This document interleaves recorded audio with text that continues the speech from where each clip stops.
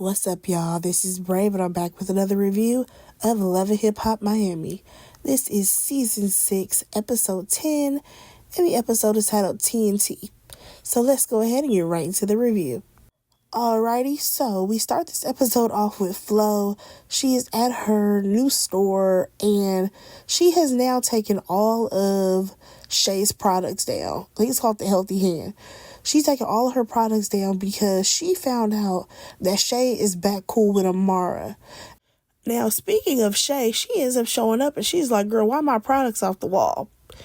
And, of course, Flo tells her that it's because she's back cool with Amara. And first thing that comes out of Shay's mouth is, girl, is this all about Amara? Amara don't even want Marlon. I said... First of all, I crack up every time I hear Shay say Amara's name because it's never Amara. It's always Amara. I'm like, what is this accent? Nonetheless, Shay goes on to explain how basically she had a conversation with Amara. You know, they became cordial. At the end of the day, it's not like Amara is some threat to Flo. Because she's explaining to her, like, girl, Marlon was coming to her crying about his relationship with you. You know what I mean? She's telling him to try to go fight for his family back. However, here goes Flo going on and on about how, well, you know, I'm tired of being played. And, you know, I've been seeing Alan. Girl, I'm with Shay with this. Alan ain't no prize, okay? And if anything, you really made yourself look even more stupid. Now, am I a fan of Amara? Absolutely not. Her playing around with Marlon, whatever. But for me, Flo, you look dumber than everybody else in this situation because at the end of the day, we already know that, number one, Alan has been with Amara. They got 2 kids. All right, cool. However, the big problem is the fact that Alan was messing around with your sister. Like, I don't know what it is with Flo and Gael and their obsession with messing around with the same people. That's some weird stuff to me. Like, it is some of the weirdest stuff I've ever seen on TV. Like, how is it that every time Flo messes with somebody, her sister got to sleep with them too? And now we in the reverse. So now when Gael sleep with somebody, Flo got to go after him too. Like, are you going to go after Fabo next? What is this? Now, moving on from that, you know, Shay basically tells her, girl, listen, you need to have a conversation with Amara, okay? At the end of the day, I'm trying to build, you know, a good sisterhood around me, and I can't do that if all the people that I rock with are beefing with each other. So she ends up inviting Flo to her tea party that she's having to launch a new product. And she's like, you know what? Amara will be there. Y'all can talk then. Again, Flo is talking about how Amara is her enemy. So we'll see how this gonna go. And baby, we gonna talk about it. We also learned that Ching Diamond is gonna be performing at the event. I'm like, okay, cool. I feel like Ching is really being thrown into the mix, which ain't a bad thing, because y'all know sometimes they'll bring people on their show and they always have these separate scenes and they don't really get to be fully involved with the group because they're new. But I like that Ching is going for it. But let's go ahead and move on. So next we see Ching Diamond. She's actually going to be going to the studio to do a song with Derek. Now, one thing about Derek I will say is that every time he is in a scene at this point, he's in the studio, right? Really trying to show off the fact that he's a producer. However, baby, we can't ever get a song made because these people on this show, baby, the song just will never get finished. We done seen him hop in the studio about 4 or 5 times at this point. Ain't nobody finished not a one song. But nonetheless, Ching is in there or whatever. She's super excited to meet him, calling him a legend and all the things. And then she goes on to talk about the fact that she's a BBW. She's linked up with Zoe Brinks. She's a big girl as well. And of course, they had a video that went viral. However, people were leaving negative comments or whatever. So she's like, it doesn't matter what people say because at the end of the day, like, I'm still gonna go hard. I'm still gonna do my thing. So Derek is like, okay, that's cool, whatever. But let's go ahead and get you in a booth. So they're doing this song called Everybody's Happy. Baby, I feel like she may have said 2 lines, and next thing you know, her phone ringing. Who's on the phone? That damn collect call from her man.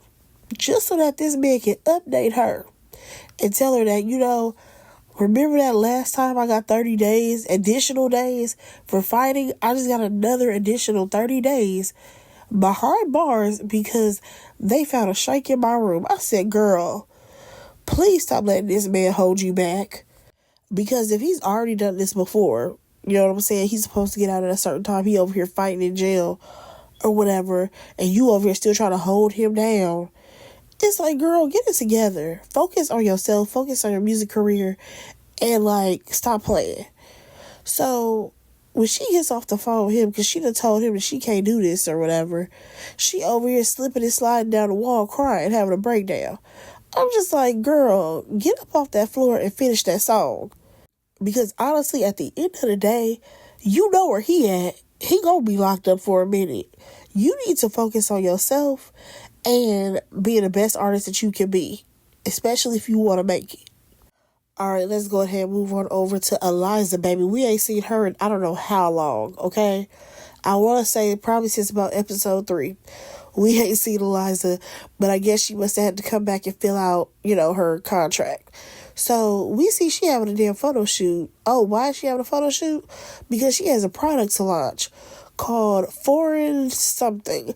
The other word was French. I can't remember what it was, but Miss Mamas is launching a product. Now, to me, it's very random. She's launching some type of like oil. I'm going to assume it's for hair. Some type of like hair oil. And I'm just kind of like, girl, we don't know you for hair or anything. Honestly, we don't know you for anything for you to be trying to sell us some type of hair oil.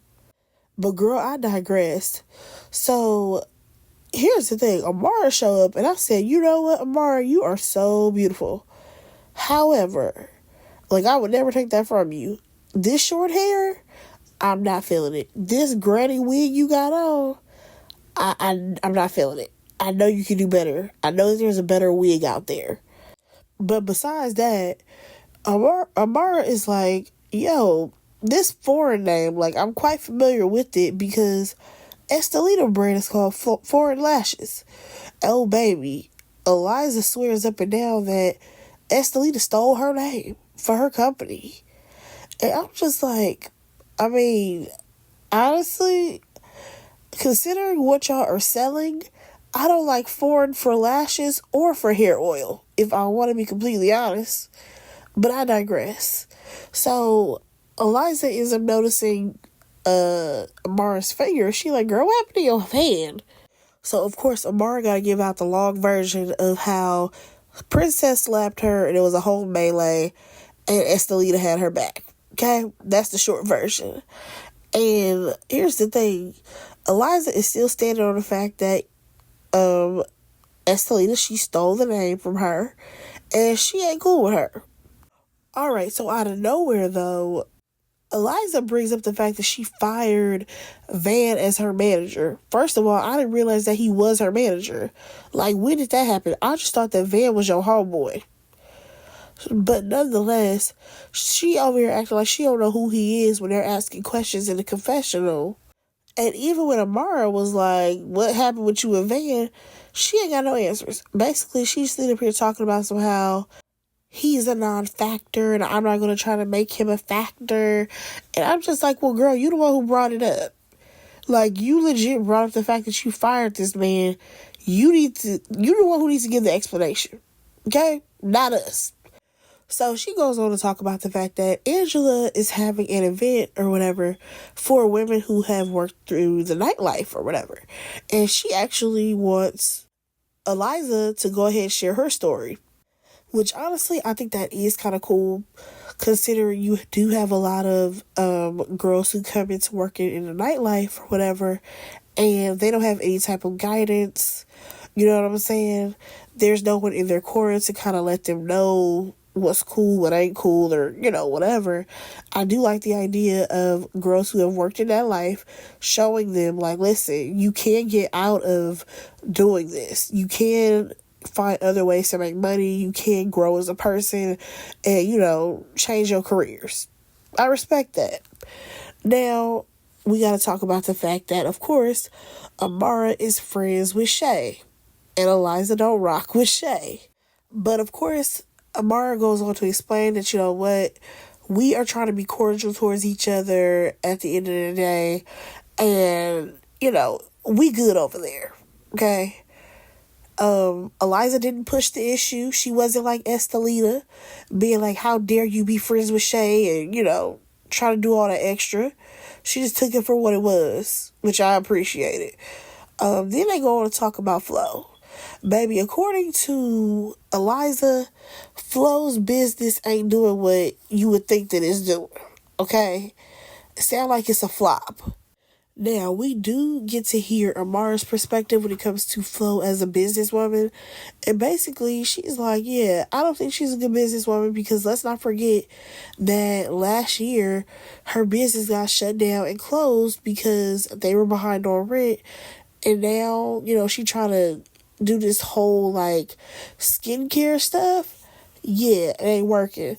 Baby, production is rolling the footage about these products that she's selling, baby, and they're all skin lightening products. And here's my thing.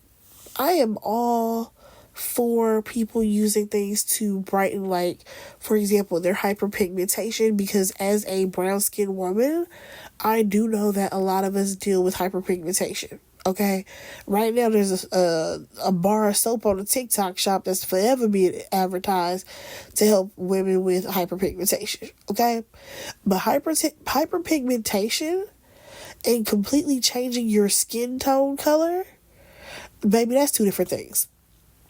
Because you trying to remove, imperfections versus changing your complexion completely, baby. And then when I'm looking at Flo, I say, yo, Flo's skin, her sister, and her mama is definitely low-key given that they can be using some lightening products to change their complexion because they want to be light-skinned so bad. And I don't know, maybe it is in the Haitian culture to, get as closest to light skin as possible. I don't know any Haitians to ask any questions about that. But I will say, as an American, baby, we don't do that over here. We don't do the let's go ahead and change our complexion like that. Not in that way. But moving on from that, in the next scene, we actually get Zoe and Ching. They're working out. They're doing some boxing. And honestly, these two girls, I like seeing them together. I absolutely do. However, as they go on to talk about these men that they're dealing with, I want both of them to be single. Like, straight up. I want Zoe to let go of Kelvin, and I want Ching to let go of her man that's in prison. Because both of them can do better. I'm just saying. And then, for Ching to say that, she's going to be going to Shay's event, and she's going to perform and all this stuff, I will say I do respect the fact that Zoe was like, you know what, just be careful with Shay. She didn't tell her, like, oh, you're going to be with Shay, don't kick it with her, or none of those things. So I was like, okay, cool. You going to let Ching do what Ching wants to do. But yeah, overall, I do like the fact that we have Zoe and Ching hanging out together because they are the younger girls on this show. And honestly, you would think that the twins would kick it with them more because they're all supposed to be young. But you know what? I don't even think those twins are young. Let me take that back. Leave the two girls together that are right here. Them twins can go off the show completely. But I digress. Let's go ahead and move on. So next we see Van and Estelita meet up, okay? And basically, Estelita, she's saying that, she heard about Eliza and her foreign line. Like, this is nothing new to her. And she even suggested that they do a collab where it's launching both products. But Eliza didn't want to do that. But Van is like, oh, well, that's because she thinks that you stole the name.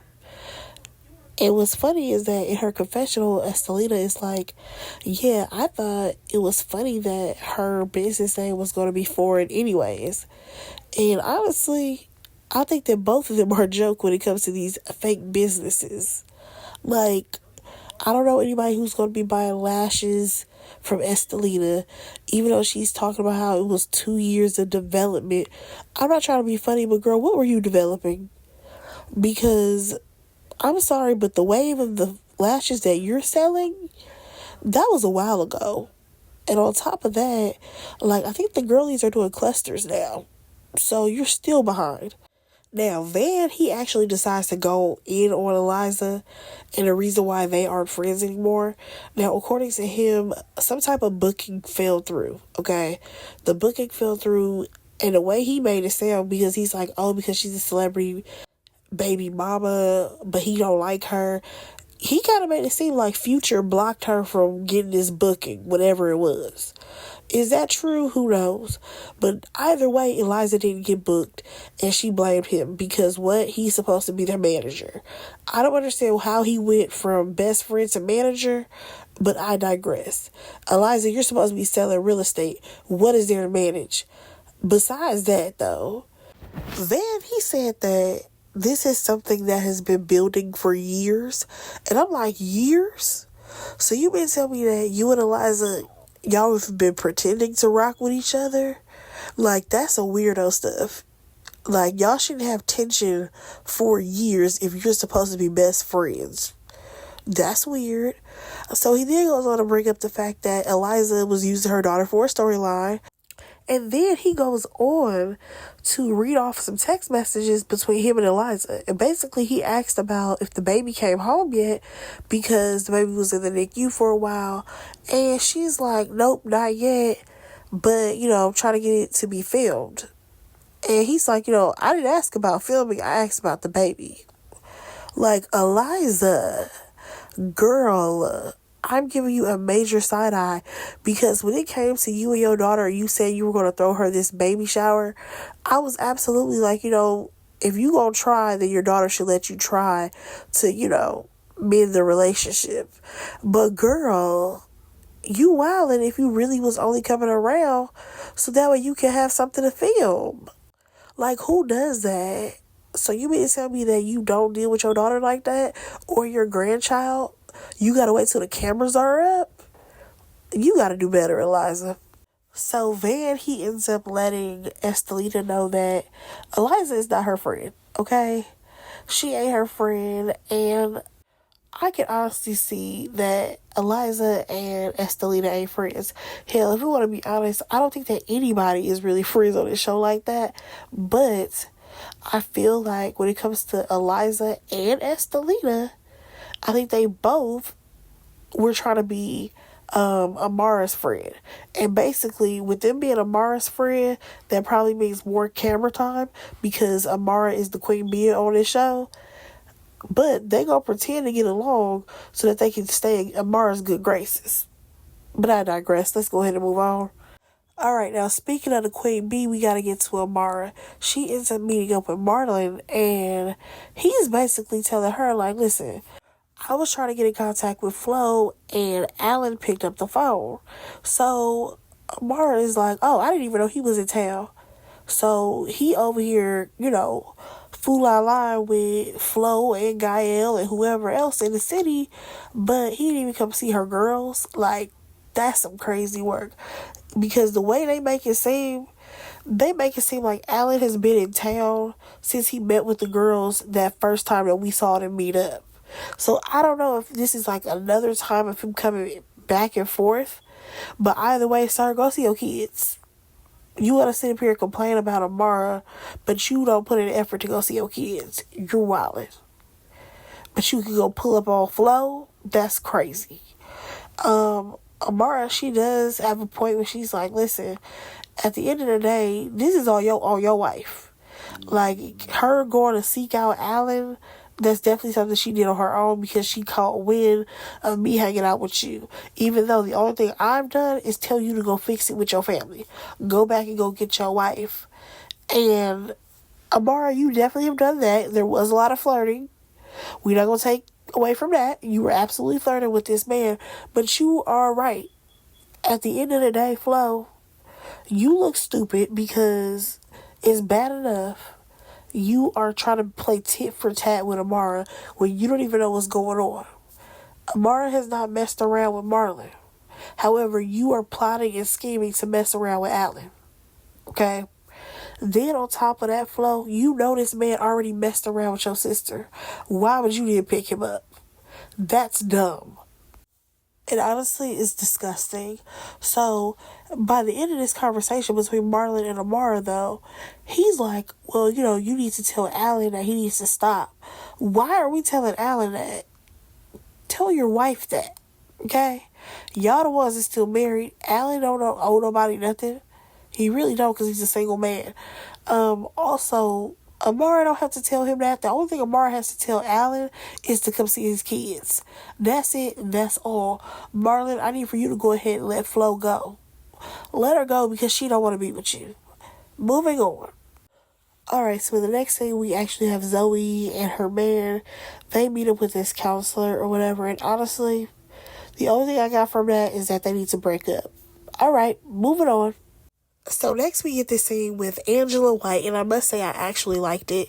She was talking to other women who are still working in the strip clubs, or they have left stripping, but they pretty much don't know what they want to do with their life, right? So she goes on to tell them about her story and how she had been stripping for, I think she said 6 years, and then she ended up moving to LA. But even when she went to LA, she still was like drinking and partying, doing all this stuff. And that's not who she is, and that's not who she wants to be. And she's no longer Blac Chyna. She is now Angela White. And if they want to make that transition as well, they absolutely can. So she ends up looking out to the audience and she's like, oh, did I dance with any of y'all? And Eliza raises her hand. She's like, I prepared something. And she reads off of her phone that, she used to go by the name Black Satin, and she stripped, but now she's into real estate. She's a real estate agent. She's an investor. She has a lot going on for herself. And at the end of the day, these girls can make that transition from being strippers to doing something else in their life. Because at the end of the day, let's be honest, you can't be a stripper forever. So the next person to get the microphone was Miami Tip. And first of all, I was annoyed because she gets the mic and she's like, hi, Chyna. Girl, she just explained that she's going by Angela White. Why are you still calling her Chyna? I don't care if y'all dance together or not. Like, do better. So then she goes on to try to tell the ladies to, make sure they have like an exit plan because stripping, it's been glamorized for so long. First of all, if we really want to be honest, strippers have not been glamorized for that long of time. It's only been glamorized for like the late 2000s and up. And that's because of rap culture, okay? Please know I know about this because I did a whole project on it in college. Yes. Very random, but whatever. So, my only thing is, I feel like as of lately, within these last, I guess you could say like 20 years, maybe 15 years or so, stripping has absolutely become this glamorized thing. And it's because of rap culture. Because you had all the rappers going in there dropping stacks and stacks and stacks of money. They're mentioning the strip clubs in their songs. Like, we heard stories of rappers going in there dropping crazy amounts of money, and it became normalized. It became cool to be a stripper. Like, we went through social media where we knew all the strip girls' names. Okay? Before that, people used to strip, but it definitely wasn't something that was like popularized, or like all the girls fresh out of high school are like, yep, I'm about to go to the strip club. That was never the goal. Like, the girlies used to want to go to college. But as of lately, it's been, oh, I want to be a stripper because they make a bunch of money and I want to like do an OnlyFans. I'm just saying. Times have changed. Also, I just want to know, is Miami Tip still dancing? Like, because I feel like since she's been on this show, she still was tripping sometimes. Or am I tripping? I just want to know if she's out the club yet. But speaking of the club, baby, Angela White, she leaves, and next thing you know, Estelita shows up. Now, Estelita, I don't think you got the memo of what type of event this was, because why did you look like you was about to get on the pole? What was that little outfit you had on? I guess, girl. So she's there to confront Eliza about how Eliza's going around saying that, she stole her company name, and how Van told her that Eliza, she don't even want to go be around her grandchild only if the cameras are up, and all of this stuff. And what's interesting is that it's clear that Estelita want to argue, but Eliza is on some, I'm not doing that today. Like, it's kind of one-sided right now, because Eliza, she don't really even want to talk to Estelita. Now, I will say this. Eliza, you do need to answer to the fact that people are saying that you only want to be a grandmother when it's convenient for you when the cameras are rolling. Like, girl, what type of woman are you? That's crazy, because you sit up here telling Tip how you go see the baby all the time, but let Estelita and Van say, what they've heard, you don't ever go see that baby. But you over here talking about how you focus on being a grandmother. Are you? Then, here's my thing about Estelita. Y'all, I hate Estelita's voice. Like, the way she talk, I'm just like, I feel like if Estelita just talks normal, like, not as, like, hood as she trying to talk, she would sound better. But that's a whole nother story. Estelita, I just want to know where all this energy came from, because why are you trying to fight now every scene when you were just crying on Amara's couch? I'm not a fighter. I don't want to always have to fight people's battles, blah, blah, blah, blah. Girl, why are you acting like you about to run up on Eliza right now? Because none of this conversation was deep in any way, shape possible. It was all stupid. Let's just go ahead and move on, because we got to get to this little brunch that Shay threw. I mean, everybody looked really nice in their fancy outfits and their fascinators and all that jazz. However, Shay was adamant about getting Amara and Flo to talk, okay? Because she wanted them to squash it. Because I feel like when it comes to Shay, once she heard Amara say that she was trying to convince Marlon to get back with Flo, she's like, oh, okay, so, like, this isn't really an issue. Like, if Amara's just telling Marlon to get back with Flo, then there shouldn't be a problem, right? Wrong, girl, wrong. Because these two are definitely about to go at it. So, Amara, at first, she don't even want to sit near Flo, but Shay is, again, like I said, adamant. So, Shay set it up that they're going to sit across from each other. They're going to talk, right? Flo starts off talking about I just want to know what your problem is with me, because you've done this. She got a whole list of things that she feel like Amara has done to her, right? But Amara, she's like, everything that Flo said, she had a rebuttal. Like, girl, you're sitting up here mad because I offered you money? Well, your business was getting closed down. You're mad at me for talking to Marlon? I was trying to convince him to get back with you because he was supposed to be fighting for his family. Now, baby, when I tell y'all, if you have been following me, you know that I am not an Amara fan at all, okay? Amara has rubbed me the wrong way. But I think she was eating down on Flo. Eating down, okay? Because she was going in on everything that Flo is and wants to be, okay? Baby, when she said that everything in her life was a flop, all her businesses and all that, baby, she ain't lying. Ain't lying at all. So then here goes Flo. The only thing she can say is, oh, you want my life? I'm sorry, but I'm with Amara. How do I want your life when you over here trying to chase down my baby daddy? Okay? Like, legit, you sought after Alan, okay? Awesome. I'm trying to get back at her. Like, girl, was you trying to get back at Amara or your sister? Pick which one. Like, Flo, come on now. Now, y'all, Amara was going in, okay, talking about how Flo house ain't $2 million.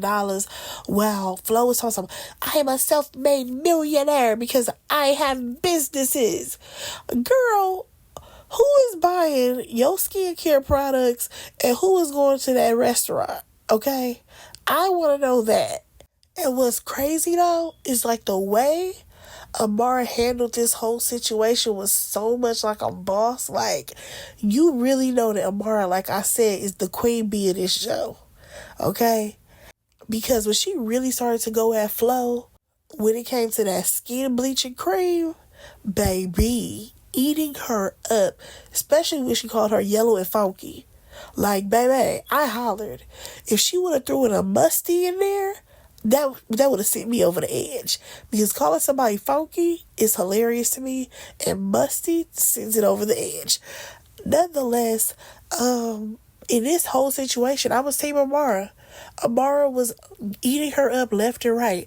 And then for Flo's only rebuttal to be, oh, I see why your baby daddy calls you a black bee. I said, whoa, girl, are you serious? Then she went on talking about, so, oh, it's a dark-skinned woman hating on a light-skinned girl. Girl, first of all, you are self-made light-skinned, okay? You are absolutely giving self-made light-skinned. And what I mean by that is, girl, you've been bleaching your skin. It's definitely giving you be bleaching your skin, okay? One thing I will never take from Amara is that Amara is beautiful, stunning. I have seen Amara in person, okay? That skin, beautiful, okay? Flawless. Flo, please stop. Like, when I tell you, I'm not understanding how the show didn't just go ahead, shut her down, and was like, all right, Flo, we're done with you. I honestly feel like we already saw what happened with Erica Mena, okay? We saw what happened with her. So I feel like, no, we don't need to see no more scenes from you, because the way you talking, full of colorism, full of unnecessary things being said, talking about how that's how a dark-skinned girl hate on a light-skinned girl.